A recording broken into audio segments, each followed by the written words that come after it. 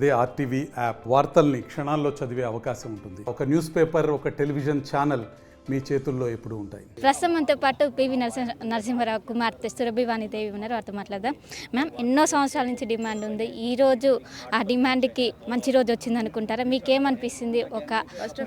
daughter, I'm very very happy. This is a great moment in my memorable day in my life.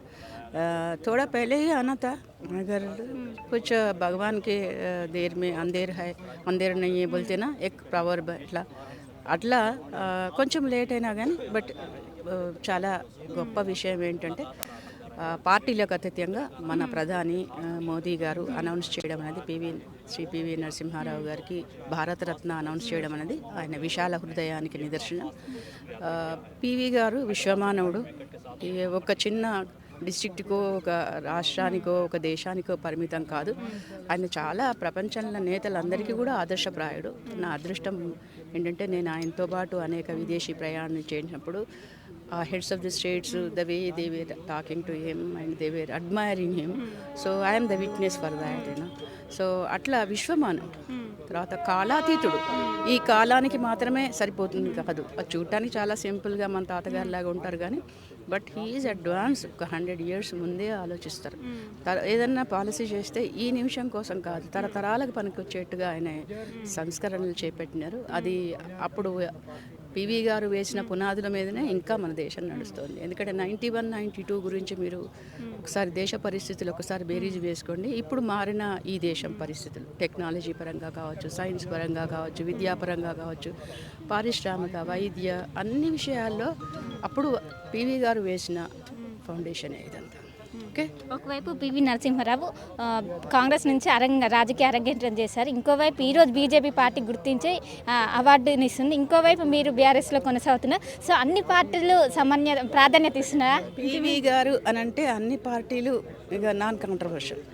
ఆయనని ఏ పదవి ఇది కావాలని ఏదో plan చేసి అట్లా ఎన్నడూ చేయలేదు. ఆయన తన మేధా సంపత్తితో మాత్రమే he became inevitable to any position I can say. ముఖ్యమంత్రిగా అట్లాగే వచ్చారు, కోరి ఆయనను ముఖ్యమంత్రి చేస్తున్నారు. ఆయనకు కావలసిన భూ సంస్కరణ చేస్తున్నారు, ఎవరికి వెరవలేదు. ఆయన రిజైన్ చేసినా కూడా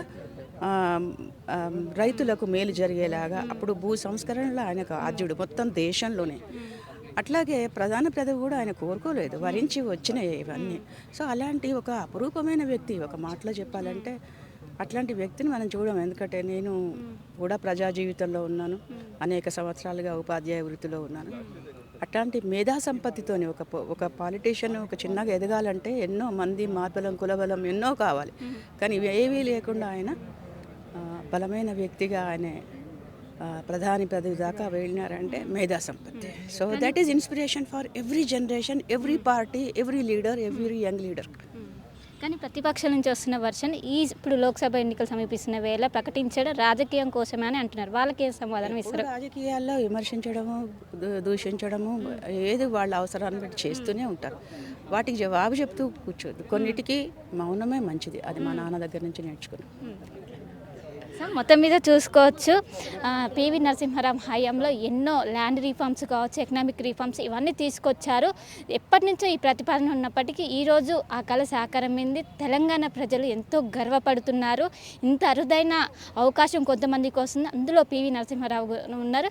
అండ్ దీన్ని రాజకీయంగా చూడొద్దు, అన్ని పార్టీలకు అతీతంగా ఈ భారతరత్న ఇచ్చారు. సో అందరూ దీన్ని స్వాగతించాలని ఒకవైపు సురభి వాణిదేవి అయితే చెప్తున్నారు. కెమెరా పర్సన్ వంశీతో కలిసి శిల్ప టీవీ. మరిన్ని వీడియోస్ కోసం ఛానల్ ని సబ్స్క్రైబ్ చేయండి. లేటెస్ట్ అప్డేట్స్ కోసం వాట్సాప్ ఛానల్ ని ఫాలో చేయండి. అండ్ లింక్ డిస్క్రిప్షన్ లో ఉంది.